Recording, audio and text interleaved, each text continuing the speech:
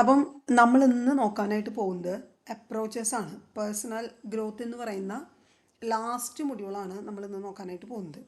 Okay, psychology അല്ലെങ്കിൽ പേഴ്സണാലിറ്റിയുടെ approaches എന്ന് പറയുമ്പോൾ നമ്മൾ കുറേ അപ്രോച്ചുകൾ നമ്മൾ കേട്ടിട്ടുണ്ടായിരിക്കും അല്ലേ?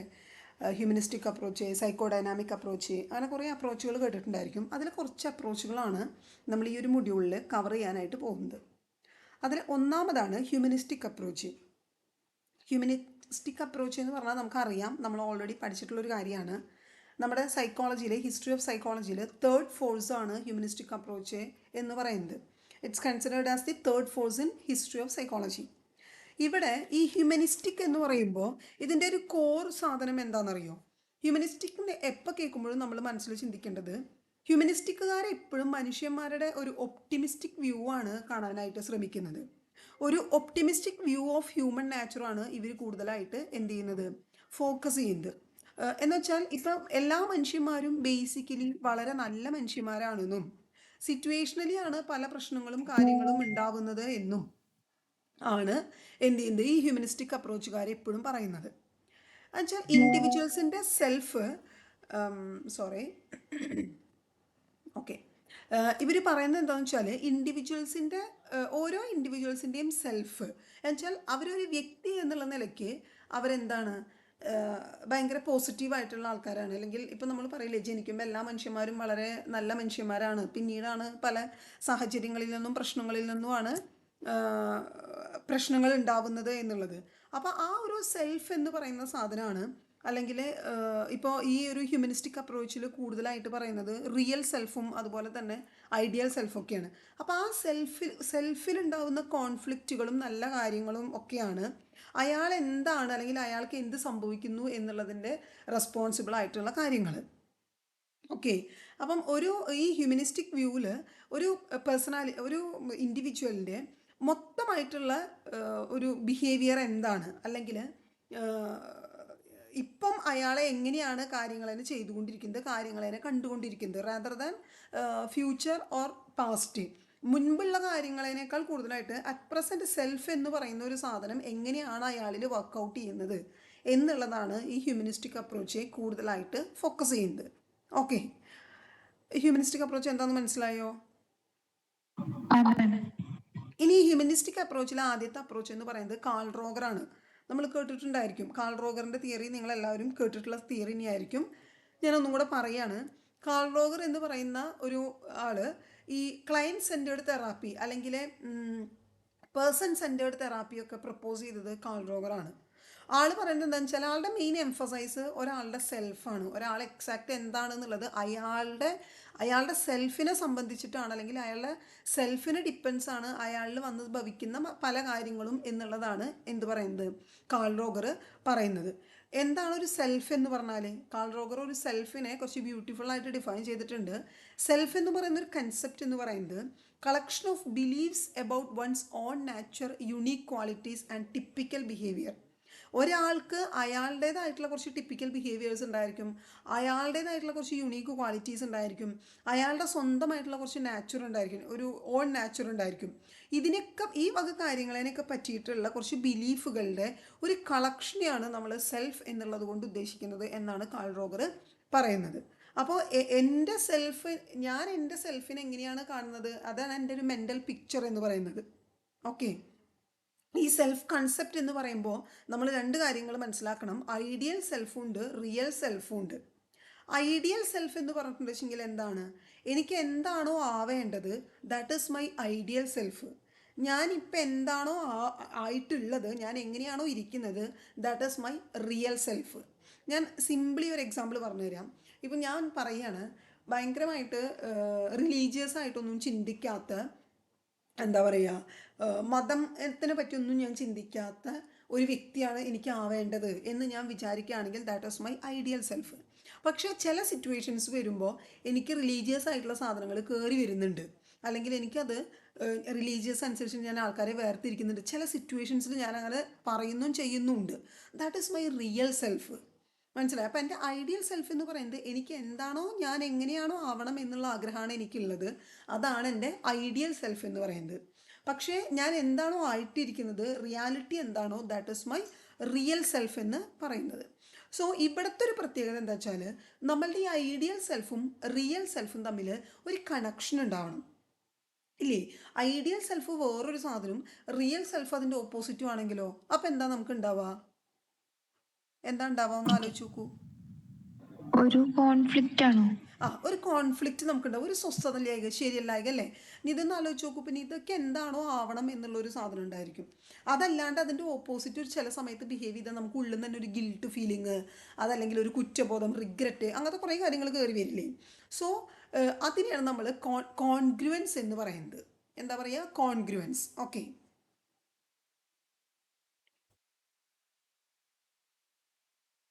മനസ്സിലായോ? മനസ്സിലായി. ഓക്കെ, അപ്പോൾ നമ്മൾ അങ്ങനെ ആ ഒരു സാധനം, ഈ നമ്മുടെ റിയൽ സെൽഫും ഐഡിയൽ സെൽഫും തമ്മിലൊരു ബന്ധം ഉണ്ടാവണം. ബന്ധം ഉണ്ടാവുന്നതിനെയാണ് കോൺഗ്രുവൻസ് എന്ന് പറയുന്നത് കേട്ടോ. ഞാനത് പറഞ്ഞത് മാറിപ്പോയിട്ടോന്ന് എനിക്കറിയില്ല. ബന്ധമില്ലാണ്ട് എന്തെങ്കിലും പ്രശ്നം വരുമ്പോഴാണ് അതിന് ഇൻകോൺഗ്രുവൻസ് എന്ന് പറയുന്നത് കേട്ടോ. ബന്ധമുണ്ടാകുമ്പോൾ കോൺഗ്രൻസ് അല്ലേ? ബന്ധമുണ്ടാവുന്നത് കോൺഗ്രുവൻസും, ബന്ധമില്ലാതെ രണ്ട് തമ്മിൽ മാച്ച് ഇല്ലാണ്ട് കോൺഫ്ലിക്റ്റ് ഉണ്ടാവുന്നത് ഇൻകോൺഗ്രുവൻസും ആണ് കേട്ടോ. Okay ma'am. ഓക്കെ, അത്രയാണ് കാൾ റോഗറിൻ്റെ തിയറിയിൽ നമുക്ക് മെയിനായിട്ട് പറയാനുള്ളത്. പിന്നെ നമ്മൾ മാസ്ലോവിൻ്റെ തിയറി പറയുന്ന പോലെ തന്നെ കുറച്ച് നമ്മുടെ നീഡുകളെ പറ്റിയിട്ട് ആര് പറയുന്നുണ്ട്? കാൾ റോഗർ പറയുന്നുണ്ട്. അത് പ്രത്യേകിച്ചൊന്നുമില്ല, അത് ഞാൻ നോട്ടിൽ ആഡ് ചെയ്തിട്ടുണ്ട്, നമുക്ക് നോക്കാം കേട്ടോ. അതിവിടെ നോട്ട് ആഡ് ചെയ്തപ്പോൾ ചെറിയൊരു കൺഫ്യൂഷൻ വന്നിട്ടുണ്ട്, അതുകൊണ്ടാണ് ഞാനത് പിന്നെ അങ്ങ് ഓടിച്ചു കളഞ്ഞത്. അടുത്ത അപ്രോച്ച് എന്ന് പറയുന്നത് അനലിറ്റിക്കൽ സൈക്കോളജിയാണ്. കാൾ ഗസ്റ്റാവ് യൂങ് എന്ന് പറയുന്ന ആളാണ് ഈ അനലിറ്റിക്കൽ സൈക്കോളജി ആദ്യമായിട്ട് പ്രപ്പോസ് ചെയ്തത്. ഓക്കെ, ഈ എന്താ പറയുക, നമ്മുടെ സിഗ്മണ്ട് ഫ്രോയിഡിൻ്റെ തിയറി നമ്മളെല്ലാവരും പഠിച്ചിട്ടുണ്ട്. ഈ സിഗ്മണ്ട് ഫ്രോയിഡിൻ്റെ തിയറിയിൽ ആൾ കൂടുതലായിട്ട് എംഫസൈസ് ചെയ്യുന്നത് ഏത് ടൈപ്പ് ഓഫ് ഇമ്പൾസിനെയാണ്, എന്തിനെയാണ് അയാൾ കൂടുതലായിട്ട് ഫോക്കസ് ചെയ്യുന്നത്? അൺകോൺഷ്യസ്. അതാണ് അൺകോൺഷ്യസ്, എന്താ പറയുക, തോട്ടിനെയും മൈൻഡിനെയാണ്. പക്ഷെ അതിനേക്കാൾ കൂടുതലായിട്ട് ആൾ കുറച്ചും കൂടെ സെക്ഷൽ ഇമ്പൾസ്, സെക്ഷൽ എർജിനെ വെച്ചിട്ടാണ് അയാൾ നമ്മളുടെ എല്ലാ ബിഹേവിയറിനെയും ഡിഫൈൻ ചെയ്തിട്ടുള്ളത്. നമ്മൾ മിക്കവാറും കാര്യങ്ങൾ ചെയ്യുന്നതും ഒരു സെക്ഷൽ എർജ് കൊണ്ടായിരിക്കും അതാണ് ആളുടെ തിയറിയുടെ മെയിൻ ക്രിറ്റിസൈസ് ആയിട്ട് പറയുന്നതും. സോ അങ്ങനെ ഒരു സാധനം സിഗ്മണ്ട് ഫ്രോയിഡ് പറഞ്ഞിട്ടുണ്ട്. എന്നാൽ അതേസമയം നമ്മളെ ഗസ്റ്റാവ് എന്താ പറഞ്ഞിട്ടുള്ളത്? നമ്മളുടെ കാര്യങ്ങൾ, അല്ലെങ്കിൽ അയാൾ കൂടുതൽ എംഫസൈസ് കൊടുത്തിട്ടുള്ളത് നമ്മൾ ഓരോ കാര്യങ്ങളും ചെയ്യുന്നത്, അല്ലെങ്കിൽ നമ്മളൊരു ബിഹേവിയർ ചെയ്യാൻ നമ്മളതിനെ ഡ്രൈവ് ചെയ്യുന്നത് ഏർജ് ടു ലീവ് ആണ്. ജീവിക്കാനുള്ള ഏർജാണ് നമ്മളെ കൊണ്ട് കാര്യങ്ങൾ ചെയ്യിപ്പിക്കുന്നത് എന്നാണ് ആര് പറയുന്നത്? കാൾ ഗസ്റ്റാവ് യൂങ് പറയുന്നത്. ഓക്കെ, ക്ലിയർ അല്ലേ? ഇനി അതുപോലെ തന്നെ കാൾ യൂങ്ങിൻ്റെ ഒരു ഇൻഡിവിജ്വേഷൻ ഉണ്ട്. ഇൻഡിവിജ്വേഷൻ ഓഫ് യൂങ് എന്നാണ് പറയുന്നത്. എന്താണ് ഇൻഡിവിജ്വേഷൻ എന്ന് പറഞ്ഞാൽ, നമ്മളുടെ സൈക്കോളജിക്കൽ ഹെൽത്ത് ഉണ്ടാവുക എന്തിൽ നിന്ന്? നമ്മുടെ എല്ലാ പേഴ്സണാലിറ്റിയുടെ അൺകോൺഷ്യസ് ആയിട്ടുള്ള പാർട്ടുകളിൽ നിന്നും കോൺഷ്യസ് ആയിട്ടുള്ള പാർട്ടുകളിൽ നിന്നും എല്ലാം കൂടിച്ചേർന്നിട്ട്, ഐ മീൻ നമ്മുടെ അൺകോൺഷ്യസ് പാർട്ടും കോൺഷ്യസ് പാർട്ടാണെങ്കിലും നമ്മൾ മൊത്തത്തിൽ ഒരു സൈക്കോളജിക്കൽ ഹെൽത്ത് നമുക്ക് ഉണ്ടാവുന്ന അവസ്ഥേനെയാണ് ഇൻഡിവിജ്വേഷൻ എന്ന് കാൾ യൂങ് പറഞ്ഞത്. നമ്മുടെ അൺകോൺഷ്യസ് പാർട്ട് ഓഫ് ദ പേഴ്സണാലിറ്റിയും കോൺഷ്യസ് പാർട്ട്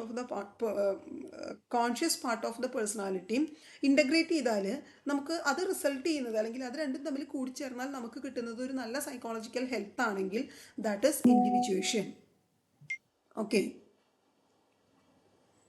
എന്നുവെച്ചാൽ നമ്മുടെ ഒരു കപ്പാസിറ്റീനെ ഫുൾഫിൽ ചെയ്യുക, അല്ലെങ്കിൽ നമ്മളുടെ നല്ലൊരു സെൽഫിനെ നമുക്ക് ഡെവലപ്പ് ചെയ്യാൻ സാധിക്കും. ഒക്കെ ഇൻഡിവിജ്വേഷനിലാണ്. നമുക്ക് ഇൻഡിവിജ്വേഷൻ വരികയാണെങ്കിൽ നമുക്ക് അങ്ങനെ നമ്മുടെ ഒരു നല്ല സെൽഫിനെ ഡെവലപ്പ് ചെയ്യാനും നമ്മുടെ സ്വന്തം കപ്പാസിറ്റീനെ ഇമ്പ്രൂവ് ചെയ്യാനൊക്കെ ഹെൽപ്പ് ചെയ്യും. അപ്പോൾ ഈ ഇൻഡിവിജ്വേഷൻ നമുക്ക് ഉണ്ടാവുക എന്ന് പറയുന്നത് കൂടുതൽ കാര്യങ്ങളും അതെന്താണ്, അത് വളരെ ഇന്നേറ്റായിട്ട് നമുക്ക് നടക്കുന്ന ഒരു കാര്യമാണ്. അതല്ലെങ്കിൽ നമ്മൾ അറിയാണ്ട് തന്നെ നിർബന്ധമായിട്ടും നടന്നു പോകുന്ന ചില കാര്യങ്ങളാണ്. പക്ഷേ ആ കാര്യങ്ങളെ ഹെൽപ്പ് ചെയ്യാൻ വേണ്ടിയിട്ട് എൻവയോൺമെൻറ്റൽ ഫാക്ടേഴ്സോ അല്ലെങ്കിൽ നമ്മളിൽ കാണാത്ത പ്രീ ഡിസ്പോസ്ഡ് ആയിട്ടുള്ള എന്തെങ്കിലും ഹൈൻഡേഴ്സോ അങ്ങനത്തെ എന്തെങ്കിലും കാര്യങ്ങൾ നമുക്ക് ഉണ്ടാവാനുള്ള സാധ്യതയുണ്ട്. ഒന്നുകൂടെ പറയാം, ഇൻഡിവിജ്വേഷൻ എന്ന് പറയുന്ന ഒരു സാധനം, അല്ലെങ്കിൽ ഇൻഡിവിജ്വേഷനിലേക്ക് നമ്മൾ പോകുക എന്ന് പറയുമ്പോൾ that is completely innate and inevitable. അത് നമ്മുടെ ഉള്ളിൽ നിന്ന് വരുന്ന ഒരു സാധനമാണ്. And it is also inevitable. അത് നിർബന്ധമായിട്ട് നമുക്ക് വരും. അങ്ങനെ ഒരു സാധനം നമുക്ക് എന്തായാലും വരും. പക്ഷെ അത് അറിയാണ്ടും അതുപോലെ തന്നെ ഉള്ളിൽ നിന്നൊക്കെ വരുന്ന കാര്യമാണെങ്കിൽ പോലും അതിനെ ഹെൽപ്പ് ചെയ്യാൻ വേണ്ടിയിട്ട് പല എൻവയോൺമെൻറ്റൽ ഫോഴ്സുകളെയും നമ്മൾ ഉപയോഗിക്കാറുണ്ട് എന്ന്. ഓക്കെ,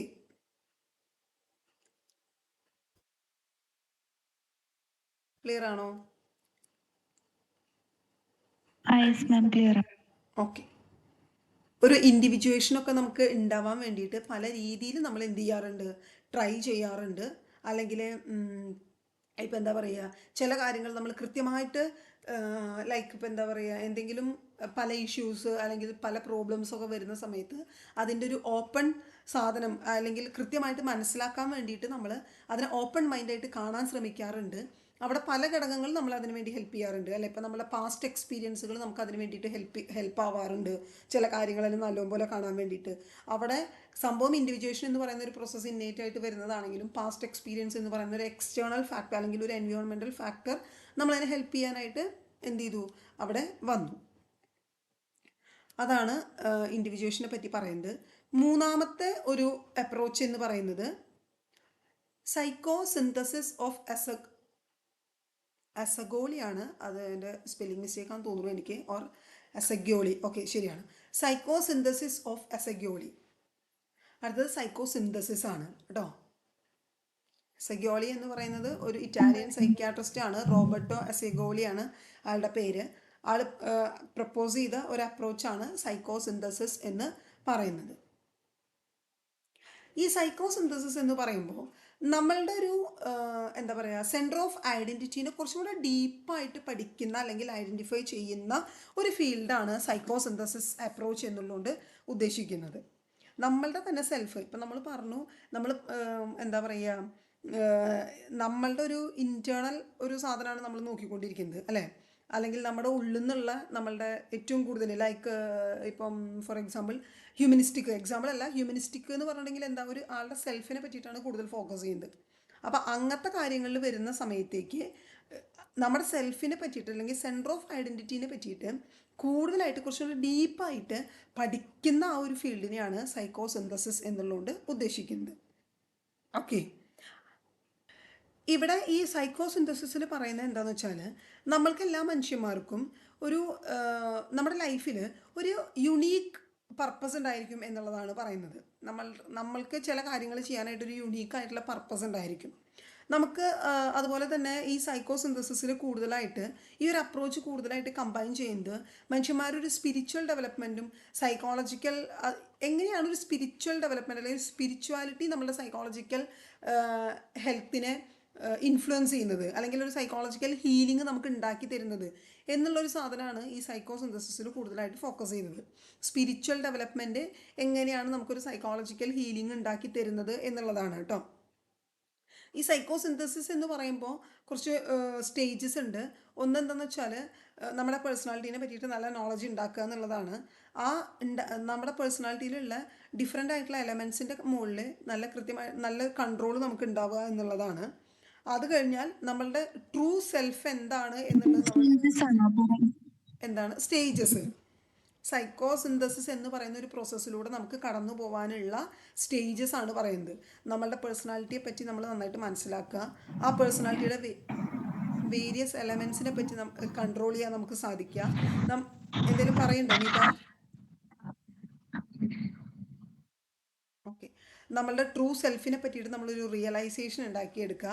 അത് കഴിയുമ്പോഴത്തേനാണ് ലാസ്റ്റ് സ്റ്റേജ് അല്ലെങ്കിൽ ആ ഒരു എന്താ പറയുക കംപ്ലീറ്റ് സ്റ്റേജിലേക്ക് നമ്മൾ എത്താറാവുന്നത്. ആ പറഞ്ഞോളൂ. ക്ലിയർ ആവണില്ല. അറിയോ, റേഞ്ചിൻ്റെ ഇഷ്യൂ ഉണ്ടായിരിക്കും, അതാണ്. ഞാൻ ഒന്നുകൂടെ പറയാം. സൈക്കോ സിന്തസിസിൻ്റെ സ്റ്റേജസ് എന്ന് പറയുമ്പോൾ നമ്മളൊരു സൈക്കോ സിന്തസിസ് സ്റ്റേജിലേക്ക് എത്തണം എന്ന് പറയുമ്പോൾ കുറച്ച് സ്റ്റേജിലൂടെ കടന്നു പോയിട്ട് വേണം ചെയ്യാനായിട്ട്. ഒന്നാമത് നമ്മുടെ പേഴ്സണാലിറ്റീനെ പറ്റി നമ്മൾ നല്ല നോളജ് ഉണ്ടാക്കി വെക്കുക. രണ്ടാമത് അതിലുള്ള വേരിയസ് എലമെൻസിനെ പറ്റി നമ്മളൊന്ന് നോക്കി വെക്കുക. മൂന്നാമത് നമ്മളുടെ സെൽഫിനെ ട്രൂ സെൽഫിനെ പറ്റി നമ്മൾ റിയലൈസ് ചെയ്യുക. നാലാമത് ആ പേഴ്സണാലിറ്റിയുടെ ഒരു പുതിയൊരു സിറ്റുവേഷനിൽ അല്ലെങ്കിൽ പുതിയൊരു സെൻറ്ററിൽ നമ്മൾ നിൽക്കുന്ന സമയത്തേക്ക് ആ പേഴ്സണാലിറ്റീനെ ആവശ്യമുണ്ടെങ്കിൽ നമ്മൾ റീകൺസ്ട്രക്റ്റ് ചെയ്യാൻ നമുക്ക് പറ്റുക, അല്ലെങ്കിൽ ഫോർമേറ്റ് ചെയ്യാൻ ഇല്ലാത്തൊരു ട്രെയ്റ്റ് ആണെങ്കിൽ അല്ലെങ്കിൽ ഇല്ലാത്തൊരു ആസ്പെക്റ്റ് ആണെങ്കിൽ അത് ഫോർമേഷൻ നടത്താനായിട്ട് സാധിക്കുക എന്നുള്ളതാണ്. ഓക്കെ, ഇത്രയൊക്കെ സ്റ്റേജിലൂടെ കടന്നു പോകുമ്പോഴാണ് നമ്മളൊരു സൈക്കോ സിന്തസിസ് എന്ന് പറയുന്ന ഒരു പ്രോസസ്സിലേക്ക് എത്തിപ്പെടുന്നത്. ഇനി നാലാമത്തെ അപ്രോച്ചാണ് സെൽഫ് ആക്ച്വലൈസേഷൻ എന്ന് പറയുന്നത്. അത് നമ്മൾ ഓൾറെഡി കഴിഞ്ഞ ക്ലാസ്സിൽ കവർ ചെയ്തൊരു ടോപ്പിക്കായിരുന്നു സെൽഫ് ആക്ച്വലൈസേഷൻ എന്ന് പറയുന്നത്. സോ ഐ തിങ്ക് ആവശ്യമുണ്ടോ റിപ്പീറ്റേഷൻ? ഇല്ലില്ല മാം, ആ മറ്റേ സ്റ്റേജസ് ഒന്നും കൂടി പറയോ? Yes sure. അതിൻ്റെ സ്റ്റേജസ് എന്ന് പറഞ്ഞാൽ ഒന്നാമത്തത് നമ്മളുടെ പേഴ്സണാലിറ്റീനെ പറ്റിയിട്ട് നല്ല നോളജ് ഉണ്ടാക്കി വെക്കുക എന്നുള്ളതാണ്. Thorough knowledge of one's personality, control of its various elements, അതിൻ്റെ വേരിയസ് എലമെൻറ്റ്സിനെ നമുക്ക് കൺട്രോൾ ചെയ്യാനായിട്ട് പറ്റുക. ഒരു പേഴ്സണാലിറ്റിയുടെ വേരിയസ് എലമെൻറ്റുകളെ നമുക്ക് കൺട്രോൾ ചെയ്യാനായിട്ട് സാധിക്കുക എന്നുള്ളതാണ്. പിന്നെ നമ്മളുടെ ട്രൂ സെൽഫിനെ നമ്മൾ റിയലൈസ് ചെയ്യുക എന്നുള്ളതാണ്. അല്ലെങ്കിൽ എന്തൊക്കെയാണ് അവിടുത്തെ വ്യത്യസ്തമായിട്ടുള്ളത്, നമ്മുടെ സെൽഫിൽ എന്തൊക്കെയാണ് വ്യത്യസ്തമായിട്ടുള്ളത്, അല്ലെങ്കിൽ നമ്മളുടെ കോർ പോയിന്റുകൾ എന്തൊക്കെയാണ് നമ്മളുടെ പേഴ്സണാലിറ്റിയുടെ എന്നുള്ളത് റിയലൈസ് ചെയ്യുക എന്നുള്ളതാണ്. ആൻഡ് ആഫ്റ്റർ ദാറ്റ് ഒരു പെർട്ടിക്കുലർ സിറ്റുവേഷനിൽ നമ്മൾ വരുന്ന സമയത്തേക്ക് അവിടെ നമുക്ക് എന്തെങ്കിലും നമ്മുടെ പേഴ്സണാലിറ്റിയുടെ ഒരു ആസ്പെക്റ്റിനെ റീകൺസ്ട്രക്റ്റ് ചെയ്യണമെങ്കിലോ അല്ലെങ്കിൽ ഫോർമേഷൻ നടത്തണമെങ്കിലോ അത് നമ്മൾ ചെയ്യുക എന്നുള്ളതാണ്.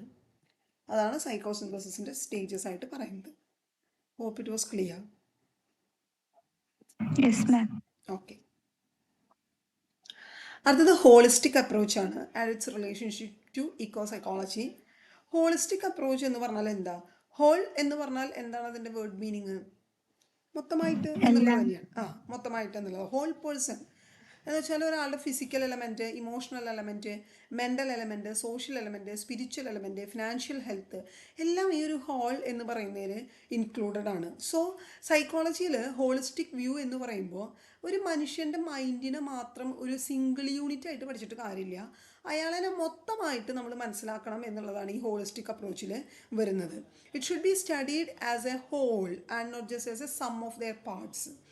ഇപ്പോൾ ഒരാളുടെ മനസ്സിനെ പറ്റി പഠിക്കുമ്പോൾ മൈൻഡ് എന്ന് പറയുന്ന ഒരു സിംഗിൾ പാർട്ടിനെ എടുക്കുകയോ അല്ലെങ്കിൽ ഇപ്പോൾ നേരത്തെ പറഞ്ഞ ഫിസിക്കൽ എന്ന് പറയുന്ന ഒരു സിംഗിൾ പാർട്ടും ആ മൈൻഡും തമ്മിലുള്ള ഇൻട്രാക്ഷൻ മാത്രം എടുക്കുകയോ ഇമോഷണൽ എലമെൻറ്റിനെ മാത്രം എടുക്കുകയോ അല്ലെങ്കിൽ ഇനി ഇതിനൊക്കെ സെക്ഷൻ ആക്കിയിട്ട് എടുത്തിട്ട് ഇതിൻ്റെയൊക്കെ ഇൻ്റർ റിലേഷൻ പഠിക്കുകയോ ചെയ്താലോ ഒന്നും നടപടിയാവില്ല. മൊത്തമായിട്ട് എന്ത് ചെയ്യണം? ആസ് എ ഹോൾ നമ്മൾ എന്ത് ചെയ്യണം? ഒരു വ്യക്തിനെ എടുക്കണം എന്നാണ് ഹോളിസ്റ്റിക് അപ്രോച്ചിൽ പറയുന്നത്. ഓക്കെ, എന്നുവെച്ചാൽ ഓരോ ഇൻഡിവിജ്വൽസിനും അയാളുടെ ഒരു ഇൻ്റഗ്രേറ്റഡ് സിസ്റ്റത്തിൻ്റെ ഉള്ളിൽ നല്ല നല്ല റോളുണ്ട്. അയാൾ ജീവിക്കുന്ന സാഹചര്യത്തിൽ ഓരോ മനുഷ്യന്മാർക്കും അവരുടേതായിട്ടുള്ള യുണീക്ക് റോളുകളുണ്ട്. ആ ഒരു സാധനം വെച്ചിട്ട് അയാളെ ആ ഒരു സാധനത്തിൻ്റെ ബേസിൽ അല്ലെങ്കിൽ ആ ഒരു സാധനത്തിനെ എങ്ങനെയാണോ അയാളുടെ ഹോൾ ഇൻഫ്ലുവൻസ് ചെയ്യുന്നത് എന്നുള്ളത് നമ്മൾ പഠിക്കുമ്പോഴാണ് ഹോളിസ്റ്റിക് അപ്രോച്ചായിട്ട് മാറുന്നത്. ഓക്കെ, അവിടെ ഇക്കോ സൈക്കോളജി എന്നൊക്കെ പറയുമ്പോൾ ഒരു ടൈപ്പ് ഓഫ് ഹോളിസ്റ്റിക് അപ്രോച്ച് തന്നെയാണ്. ആൻഡ് ദാറ്റ്സ് ബിയോണ്ട് അല്ലെങ്കിൽ മോർ ദാൻ എ ഹ്യൂമൻ വേൾഡാണ്. കുറച്ചും കൂടെ സ്പിരിച്വലായിട്ട് കാര്യങ്ങൾ തന്നെ കാണുന്നതിനെയാണ് ഈ എക്കോ സൈക്കോളജി എന്നുള്ള ഹോളിസ്റ്റിക് സൈക്കോളജിക്കൽ അപ്രോച്ചിൽ പറയുന്നത് കേട്ടോ. എന്തെങ്കിലും സംശയമുണ്ടോ?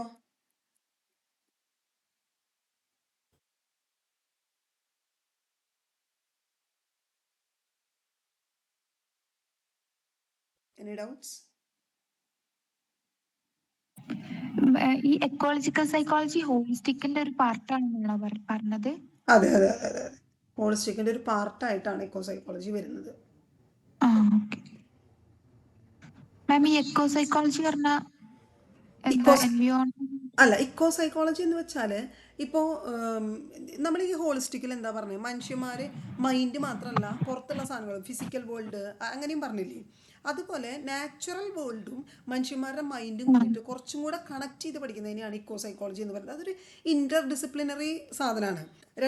രണ്ട് ഡിസിപ്ലിൻസ് തമ്മിൽ കണക്ഷൻ വരുന്നുണ്ട്. ഇപ്പോൾ സൈക്കോളജി മാത്രമല്ല, സൈക്കോളജിയുടെ കൂടെ തന്നെ നാച്ചുർ എങ്ങനെയാണ്, അല്ലെങ്കിൽ നമ്മുടെ ചുറ്റുമുള്ള എൻവയോൺമെൻറ്റ് എന്ന് പറയുന്നത് സൈക്കോ സോഷ്യൽ എൻവയോൺമെൻറ്റ് അല്ല കേട്ടോ, നമ്മുടെ ഇക്കോളജി, ഗ്രീൻ ആ സാധനം, ഇക്കോളജി എങ്ങനെയാണ് നമ്മുടെ സൈക്കോളജിനായിട്ട് നമ്മൾ കണക്ട് ചെയ്യുക എന്ന് പഠിക്കുന്ന സാധനമാണ് ഇക്കോ സൈക്കോളജി എന്ന് പറയുന്നത്.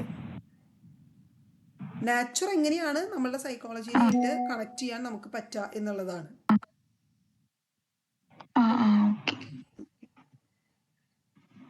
ഈ ഇക്കോ തെറാപ്പി എന്ന് പറയുന്ന ചില സാധനങ്ങളൊക്കെ ഉണ്ട്. നാച്ചുറൽ ബേസ്ഡ് ആയിട്ടുള്ള കുറച്ച് അപ്രോച്ചുകളുണ്ട്, തെറാപ്പികളുണ്ട്.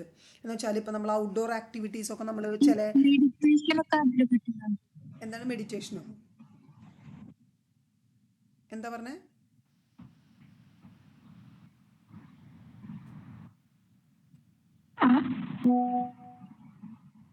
മെഡിറ്റേഷൻ എന്ന് പറയുമ്പോൾ മെഡിറ്റേഷൻ ഒക്കെ എക്കോ അതിൽ പെട്ടതാണോ? അല്ല, മെഡിറ്റേഷൻ എന്ന് പറഞ്ഞാൽ അത് മെഡിറ്റേഷൻ നമുക്ക് ഇക്കോ സൈക്കോളജി എന്ന് പറയുമ്പോൾ മെഡിറ്റേഷൻ എന്ന് പറയുന്ന സൈക്കോളജിയും ഇക്കോ എന്ന് പറയുന്ന ആ ഒരു ഫീൽഡും തമ്മിൽ ഇന്റർ കണക്ട് ഹലോ ചെയ്തിട്ട് മാം, നമുക്ക് കേൾക്കുന്നില്ലേ? മെഡിറ്റേഷൻ ഒക്കെ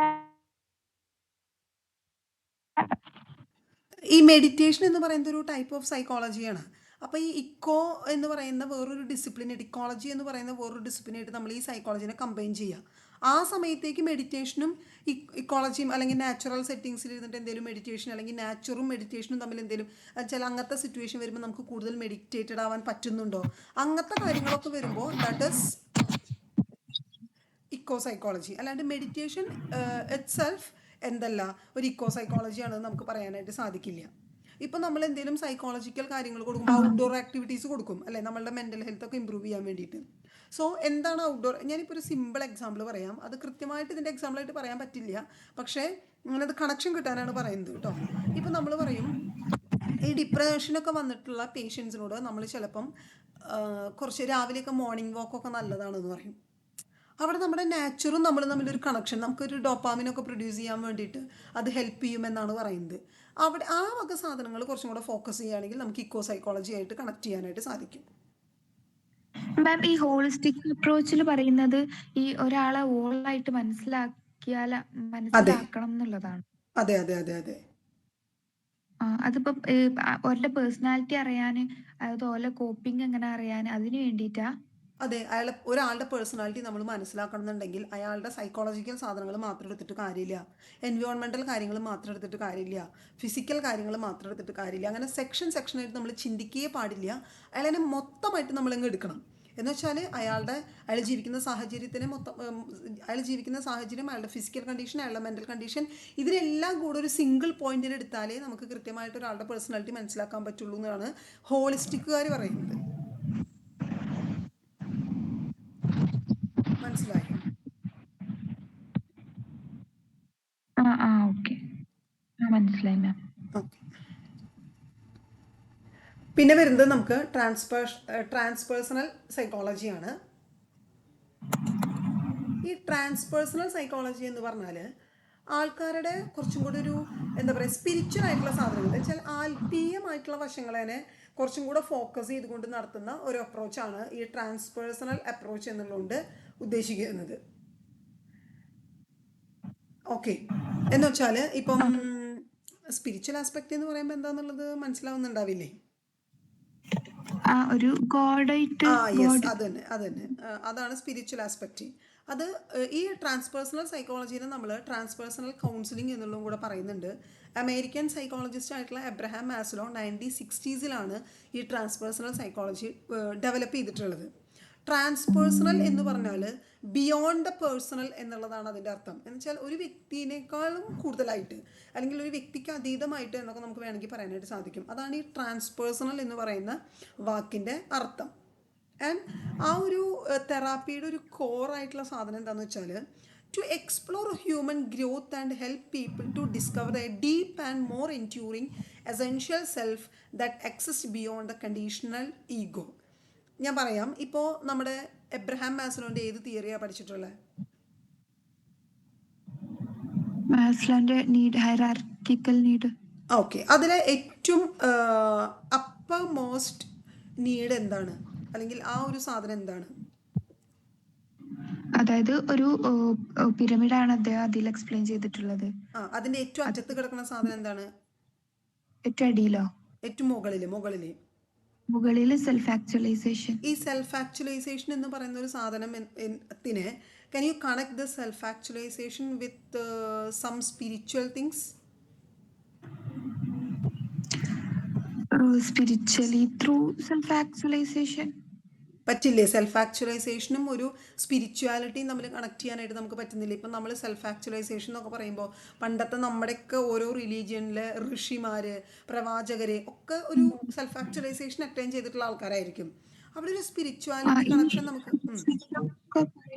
സൂഫിസൊക്കെ പറയുന്ന ഒരു ടൈപ്പ് അങ്ങനെ അങ്ങനെ പറയാം. സൂഫിസത്തിൻ്റെ ചില ഭാഗങ്ങളൊക്കെ നമുക്ക് ഈ പറയുന്ന പോലെ ഒരു ട്രാൻസ്പേഴ്സണലിനായിട്ട് കണക്ട് ചെയ്യാനായിട്ട് സാധിക്കും. ഈ സ്പിരിച്വലി നമുക്ക് സെൽഫ് ആക്ച്വലൈസേഷൻ നടക്കാന്നാണോ പറയുന്നത് ഇതിലിപ്പോ? അല്ല, ഇവർ പറയുന്നത് എന്താണെന്ന് വെച്ചാൽ നമുക്ക് ഒരു സൈക്കോളജിയുടെ അപ്രോച്ചാണ്, നമ്മുടെ പേഴ്സണാലിറ്റിയുടെ ഒരു അപ്രോച്ച് മാത്രമാണ് പറയുന്നത്. എന്ന് വെച്ചാൽ നമുക്ക് എന്തെങ്കിലും പ്രോബ്ലം വരുന്ന സമയത്ത് അതൊരു ടൈപ്പ് ഓഫ് കൗൺസിലിങ്ങും കൂടിയാണ്, ട്രാൻസ്പേഴ്സണൽ കൗൺസിലിംഗ്. നമ്മളൊരാൾക്ക് ഒരു തെറാപ്പിയൊക്കെ കൊടുക്കുന്ന സമയത്ത് ഇങ്ങനത്തെ കാര്യങ്ങളെ കുറച്ചും കൂടെ കൺസിഡർ ചെയ്യാമെന്നുള്ളതാണ്. ഇപ്പം ഇക്കോ സൈക്കോളജി എന്ന് പറയുമ്പോൾ ഒരു മനുഷ്യനെ പറ്റി ചിന്തിക്കുമ്പോൾ ആസ് എ സൈക്കോളജിസ്റ്റ് നമ്മൾ കൂടുതലായിട്ട് ഇപ്പോൾ CBT വർക്ക് ചെയ്യണു, ഹിപ്നോതെറാപ്പി വർക്ക് ചെയ്യണു എന്നുള്ളതല്ലാണ്ട് ഇങ്ങനത്തെ കുറച്ചും കൂടെ വെറൈറ്റി ആയിട്ടുള്ള ഫീൽഡുകളെ നമ്മൾ ഫോക്കസ് ചെയ്യുന്നില്ല. ഇക്കോ സൈക്കോളജിനെ പറ്റി പഠനം നടത്തുന്ന അല്ലെങ്കിൽ ആ ഒരു രീതിയിൽ തെറാപ്പികൾ കൊണ്ട് നടക്കുന്ന അല്ലെങ്കിൽ അതിൽ ആധികാരികമായിട്ടുള്ള വിവരമുള്ള ആൾക്കാർ നമ്മുടെ ഇടയിൽ വളരെ കുറവാണ്. അതുപോലെ ട്രാൻസ്പേഴ്സണലിനെ പറ്റി പറയുകയാണെങ്കിൽ അങ്ങനെ തന്നെ. അപ്പോൾ നമ്മൾ CBT എങ്ങനെയാണോ നമ്മൾ ഉൾക്കൊള്ളുന്നത്, നമ്മളൊരു സിംഗിൾ പേഴ്സൺ, അയാളുടെ CBT എന്ന് പറയുമ്പോൾ എന്താണ്, കൊഗ്നിറ്റീവ് ബിഹേവിയർ, ഒരാളുടെ കൊഗ്നിഷൻ അതുമൂലം ഉണ്ടാകുന്ന ബിഹേവിയർ എന്നുള്ള രീതിയാണ്. അങ്ങനെ ചെയ്താൽ പോരാ എന്നാണ് ഇവരൊക്കെ പറയുന്നത്. ട്രാൻസ്പേഴ്സണൽകാർ എന്താ പറയുന്നത്, ഇത് മാത്രമല്ല കുറച്ച് സ്പിരിച്വാലിറ്റിയും കൂടുതൽ കണക്ട് ചെയ്യണം എന്നാണ് ട്രാൻസ്പേഴ്സണൽകാർ പറയുന്നത്. ഇക്കോ സൈക്കോളജിക്കാർ എന്താ പറയണത്, അങ്ങനെയല്ല, അത് മാത്രമല്ല കുറച്ച് നാച്ചുറിനായിട്ട് കണക്ഷൻ ഉണ്ട് മനുഷ്യന്മാർക്ക് എന്നാണ് ഇക്കോ സൈക്കോളജിക്കാർ പറയുന്നത്. ഹോളിസ്റ്റിക്കുകാർ എന്താ പറയണത്, എങ്ങനെ നിങ്ങൾ ഈ സെപ്പറേറ്റ് ഒന്നും എടുത്തിട്ട് കാര്യമില്ല, ഓരോന്ന് വെച്ചിട്ടല്ല ഒരു മനുഷ്യൻ എന്ന് പറയുന്നത് കുറേ കാര്യങ്ങൾ കൂടിച്ചേർന്നൊരു ഹോൾ തിങ് ആണ് എന്നാണ് ഹോളിസ്റ്റിക്കുകാർ പറയുന്നത്. മനസ്സിലായോ?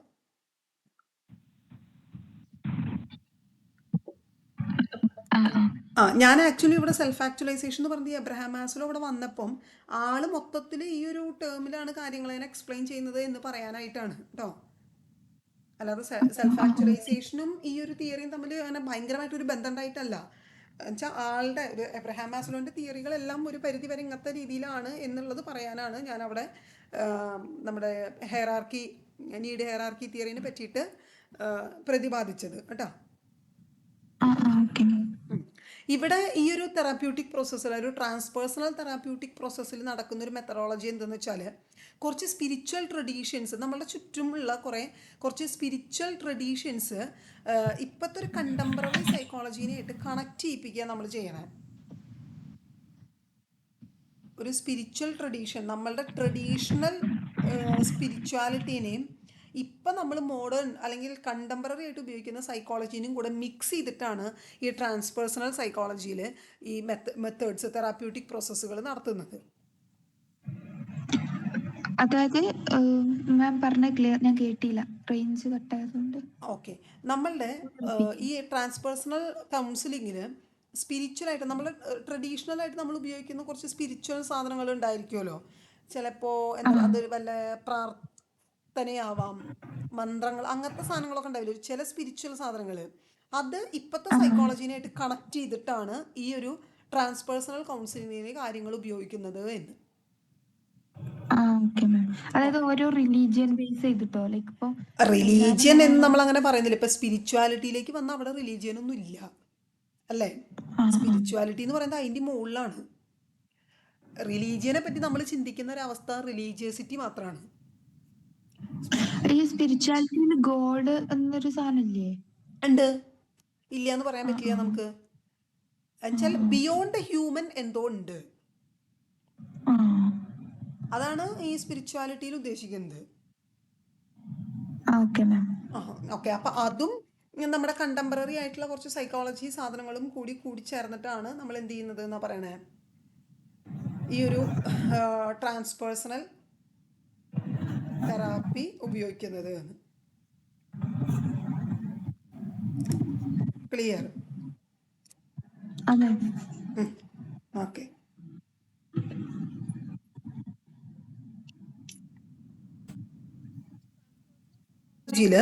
മൈൻഡ് ബോഡി റിലേഷൻഷിപ്പുകൾ. ഇപ്പോൾ ഈ സ്പിരിച്വാലിറ്റി എന്ന് പറയുമ്പോൾ കൂടുതൽ, ഇപ്പോൾ നേരത്തെ ചോദിച്ചൊരു ക്വസ്റ്റ്യന് ഞാൻ ഒന്നും കൂടെ ഫോക്കസ് ചെയ്യാണ്.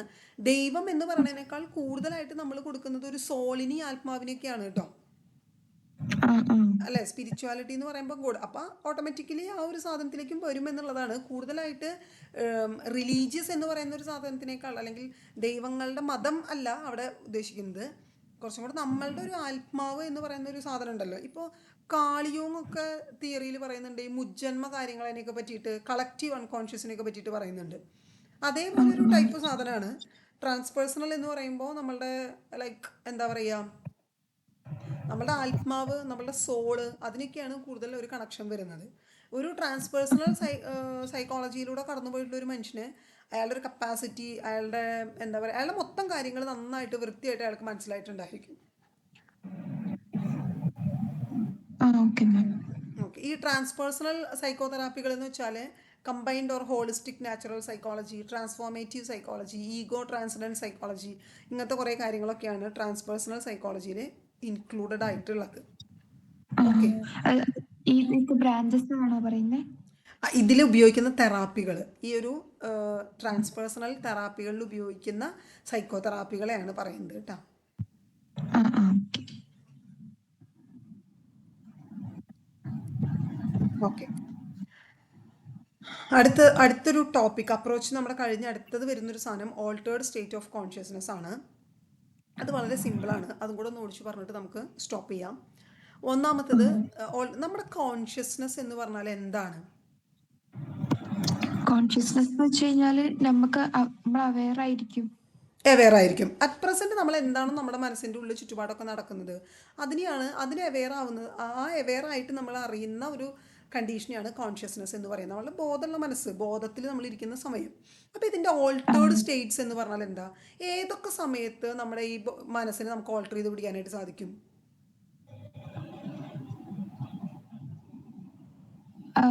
അങ്ങനെ വെച്ചാ ഇത് നമ്മുടെ ബോധമുള്ള മനസ്സ് അല്ലേ? ഇതിൻ്റെ വേറെ ആ, ഏതൊക്കെ ആ. ഓൾട്ടേർഡ് ഫോമിനെ നമുക്കറിയാം? ഈ മനസ്സിൻ്റെ ഏതൊക്കെ ഓൾട്ടേർഡ് ഫോമിനെ നമുക്കറിയാം? ഈ അൺകോൺഷ്യസ്, സബ് കോൺഷ്യസ് ഒക്കെ അല്ല, ആണോ? അത് വേറെ കോൺഷ്യസ്നെസ് അല്ലേ? അത് വേറൊരു സാധനമല്ലേ? അത് നമുക്ക് ബോധം ഉണ്ടാവില്ലല്ലോ. നമ്മൾ ബോധത്തിൽ ചെയ്യുന്ന കാര്യങ്ങളാണോ കോൺഷ്യസിലും സബ് കോൺഷ്യസിലും കിടക്കുന്നത്? അല്ല അല്ല. നമ്മളുടെ ഈ ബോധമുള്ള സാധനത്തിന് നമുക്ക് എങ്ങനെയൊക്കെ ഓൾട്ടർ ചെയ്യാന്നുള്ളതാണ്. ഒരു എക്സാമ്പിൾ പറയാം, സ്ലീപ്പ്. ആ ബോധമുള്ളതാണല്ലോ, അതെന്ന് വെച്ചാൽ നമുക്ക് ഓർമ്മയില്ല എന്നുണ്ടെങ്കിലും ഉറങ്ങുകയാണ് എന്ന് നമുക്കറിയാം. നമ്മുടെ കോൺഷ്യസ്നെസ്സിലൂടെ കടന്നു പോകുന്ന ഒരു സാധനമാണ് സ്ലീപ്പ് ആ അല്ലേ? ഹിപ്നോസിസ് അങ്ങനെ പോകുന്നൊരു സാധനമല്ലേ? മെഡിറ്റേഷൻ, മനസ്സിലായോ? റേഞ്ച് കട്ടായോ നിത?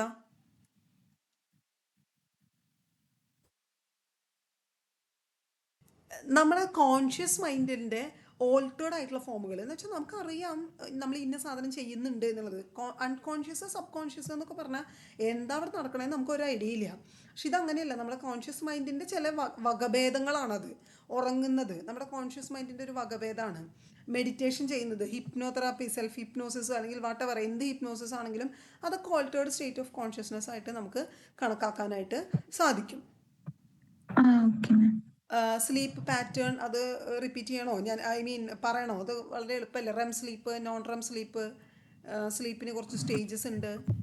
അതൊക്കെ നമ്മുടെ നോട്ടിൽ കൃത്യമായിട്ട് ഇതൊക്കെ ഇൻക്ലൂഡ് ചെയ്യാം. ചെയ്യാം. ഓൾട്ടേർഡ് സ്റ്റേറ്റ് ഓഫ് കോൺഷ്യസ്നെസ്സിൽ ഇതൊക്കെ ചെയ്യാം കേട്ടോ. ആ സ്ലീപ്പ് കഴിഞ്ഞാൽ പിന്നെ വരുന്നത് മെഡിറ്റേഷനാണ്. മെഡിറ്റേഷൻ എന്ന് വെച്ചാൽ പുറത്തുള്ള തോട്ട്സ്, ഫീലിങ്സിനെയൊക്കെ കട്ട് ചെയ്തിട്ട് ഭയങ്കര കാംനെസ്സിനെ മാത്രം ഫോക്കസ് ചെയ്യുന്നതിനെയാണ് മെഡിറ്റേഷൻ എന്ന് പറയുക. ഹിപ്നോസിസ് ഒരു type of altered state of consciousness ആണ്. ഹാലൂസിനേഷൻസ് ഒരു ടൈപ്പ് ഓഫ് മറ്റെന്താ പറയുക, ഓൾട്ടേർഡ് കോൺഷ്യസ്നെസ് ആണ്. ഓക്കെ. ആ ഓക്കെ. ഇനി പറയുന്നത് ബേസസ് ഓഫ് കോൺഷ്യസ്നെസ് ആണ്. ബേസസ് കോൺഷ്യസ്നെസ്സിൻ്റെ ഒരു ഫിസിക്കൽ ബേസ് എന്താണെന്നുള്ളത് നമുക്ക് ആദ്യം നോക്കാം. നമുക്ക് സ്വാഭാവികമായിട്ടും നമുക്ക് നന്നായിട്ട് അറിയുന്നൊരു കാര്യമുണ്ട്. നമ്മളുടെ ഈ ബോധ മനസ്സിനെയൊക്കെ കൺട്രോൾ ചെയ്യുന്ന ഒരു എൻഡോക്രൈൻ സിസ്റ്റം നമ്മളുടെ ബോഡിയിലുണ്ട്. അതുപോലെ തന്നെ ഒരു നെർവസ് സിസ്റ്റം അതിനെ കൺട്രോൾ ചെയ്യുന്നതായിട്ട് നമ്മുടെ ബോഡിയിലുണ്ട്. നമ്മൾ എൻഡോക്രൈൻ സിസ്റ്റത്തിൻ്റെ കാര്യമാണെങ്കിൽ നമ്മൾ പല ഹോർമോണുകൾ പ്രൊഡ്യൂസ് ചെയ്യുന്നത് പറഞ്ഞു. നേരത്തെ പറഞ്ഞ പോലെ ഹാപ്പി ഹോർമോണായിട്ടുള്ള ഡോപ്പാമിൻ അല്ലേ, മൂഡ് നമ്മളതിനെ കൺട്രോൾ ചെയ്യുന്നൊരു സാധനമാണ്. അതുപോലെ തന്നെ ഈസ്ട്രോജൻ, പ്രൊജസ്ട്രോജൻ, ഇതൊക്കെ നമ്മുടെ മൂഡിനെ ബാധിക്കുന്ന സാധനങ്ങളാണ്. നമ്മുടെ നെർവസ് സിസ്റ്റം, നമ്മുടെ ഈ എൻഡോക്രൈൻ ഗ്ലാൻഡ് ഒക്കെ വർക്ക് ചെയ്യണമെന്നുണ്ടെങ്കിൽ ഈ നെർവസ് സിസ്റ്റത്തിൻ്റെ എന്ത് വേണം, ഹെൽപ്പ് വേണം.